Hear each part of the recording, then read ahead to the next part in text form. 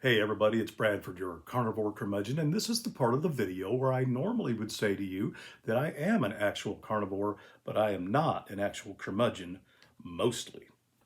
However, I'm going to change it up on you today. Today, I am mostly going to be a curmudgeon. That's right, I want to share with you some things that I have noticed recently as I've been watching videos and sort of taking stock of what it is I'm exposing myself to and learning and hearing and watching, especially on YouTube. And I thought it might be helpful to you. And I'm going to be the last one to ever tell you you should do this or you need to do that. But if these things help me, then perhaps they might help you. I am a believer in you become what you look at, what you expose yourself to. I think that's why great athletes surround themselves with greater athletes so that they can become better themselves. And that goes for any other venue of learning and excellence. And so every now and then I like to take a look at what exactly am I doing with this information. And I noticed a pattern amongst our low carb, carnivore, keto community. That was a lot of C's. And what I noticed was there are some patterns developing, especially among some people who tend to be more popular in the community. And good for them. I'm all for their success and their popularity, and anything good I can learn from them, I want to glean and make it my own. But I want to share with you today 5 rabbit holes to be concerned about, or 5 rabbit holes that you should at least be aware of that could be sucking your time, sucking your energy, and really not doing anything of value for your betterment. And number 1 is what I like to call clickbait Carl. You know what I'm talking about. They put those clickbait titles on their videos. They maybe have a funny face or they have some sort of photograph that intrigues you and makes you go, well, I've been watching this guy for some time. And he says, I quit. Or he says, I got sick. Or his title says, I lost a toe. Or I died. It's all ridiculousness. And of course, when you get into the video, you find out it has nothing to do with the title and it just wasted your time. They could have just been honest with what it was they wanted to communicate.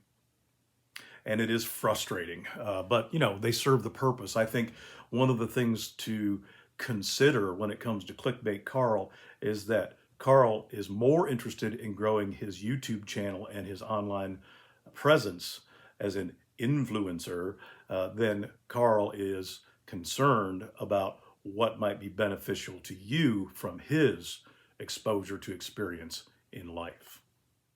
Number 2 rabbit hole that I've noticed is Chef Sharon. And when I say Sharon, I mean like they're sharing all of these recipes that they have that promise so much, but still carnivore or still keto or still low carb. Tune in today and watch me turn eggs into a banana split. All you need is these 19 ingredients to make it look or taste or seem just like this other thing that you used to eat when you were eating food that was so unhealthy for you and caused you to make a change in the first place. Look, I understand too that every one of us look for a little something different, a little special every now and then. And there are some things that really can be helpful. I came up with a recipe that is actually spreadable mayonnaise. I thought that was terrific. I don't make mayonnaise every day. And I don't make a lot of other things every day that can be maybe a special treat or a novelty. And that's where the concern comes in, is that you can become so overwhelmed with taking these recipes that they've been sharing and turning them into something that's so like the old way that you ate, you just about might as well eat the old way that you ate. Be careful about that rabbit hole because it can become habitual if you're not cautious. Remember, that's what happened to the keto community. Keto was a very beneficial and helpful way of eating. And then big food got a hold of it and started turning it into all kinds of different things. I have people in my life who tried the keto way of eating and ended up quitting after 2 weeks because of the problems that they had. And then I found out after the fact that they had been dumping tons of artificial sweetener and almond flour and coconut flour and all these weird flours and things into their ingredients to make them seem like things they used to eat, and it set them up for failure. The number 3 rabbit hole I want to tell you about that I've noticed is personal problem Paul. Paul seems to revel in his failures and just cannot wait to tell you about it. Oh my gosh, tune in everyone and find out how I gained 19 pounds in the last 3 days because my cat got sick and I was so sad.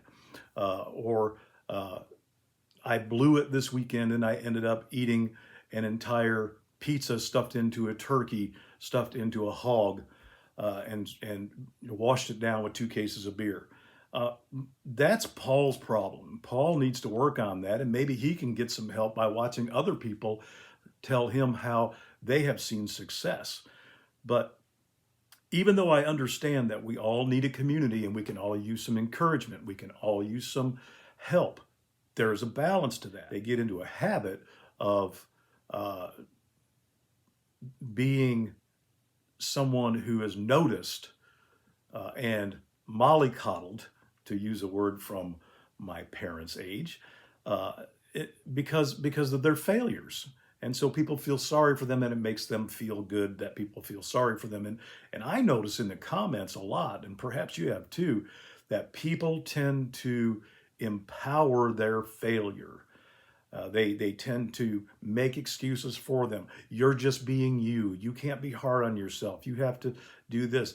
Well, that may be true to an extent, but there's another side of that, and that's discipline. And that just takes making up your personal mind and doing something about your situation. Another aspect of personal problem, Paul, is his YouTube channel is very often filled with butt hurt. You know what I mean. Frank said something bad about us on our on his YouTube channel, and now, you know, it's so hurtful. But but it doesn't bother me. It doesn't bother us. But it was so hurtful. And for the next 4 videos, they keep telling you how much it doesn't bother them, or him or her, that someone said something lousy about them on their YouTube channel. Who cares? I know I've got my own personal problems. I have my own things to deal with. I don't want to deal with all of their hurt and problems and butt hurt, like I said. So, another thing to be aware of in the rabbit hole series on this particular video is personal problem. Paul doesn't make his problems your problem. Number 4 rabbit hole to be aware of, and that is religious Ralph. They've made the carnivore way of eating, or the keto way, or the low carb way, whatever the case may be, their religion. And they are the high priest of keeping things straight and telling people what they should or should not do.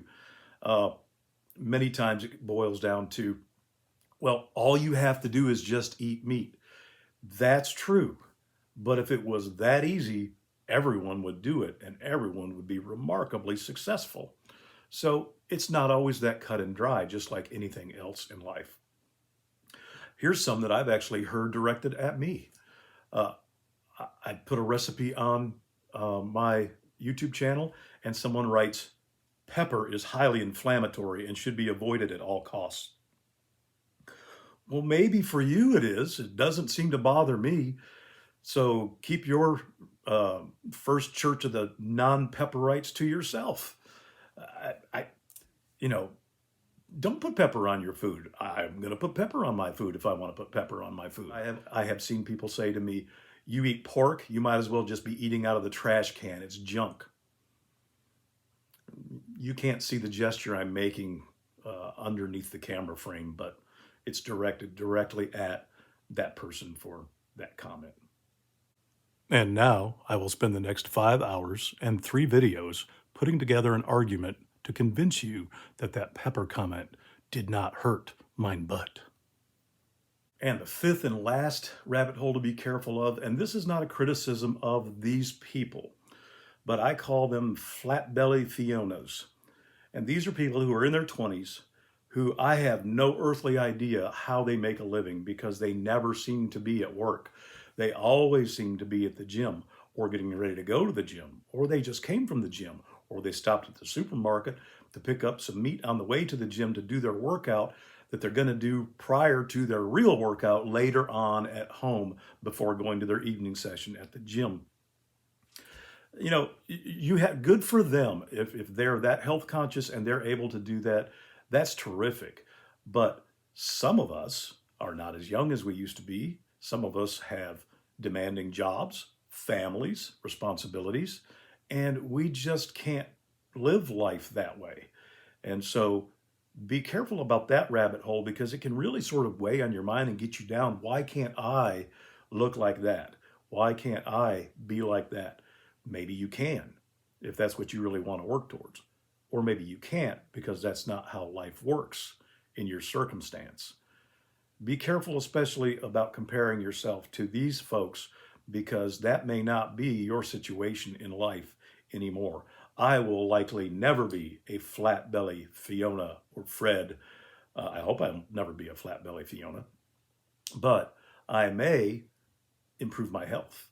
I may reverse type 2 diabetes and get rid of and some of these things I've already done. I may not have to take blood pressure medicine anymore. I may be able to get off statins. I may be able to increase my stamina and my overall well-being and my ability to enjoy some of the things in life that is now my situation and station in life. So again, no criticism for their personal well-being and how they want to live. Just be careful about comparing yourself. So that's my curmudgeonly comments for this particular video. Just be careful what you expose yourself to and that you don't let it get you down or negatively impact your life and your situation. And learn what you can, glean what you can, make the most of what you can, and get on with your day. Thanks for watching. I'd love to hear your comments, and I hope to see you next time.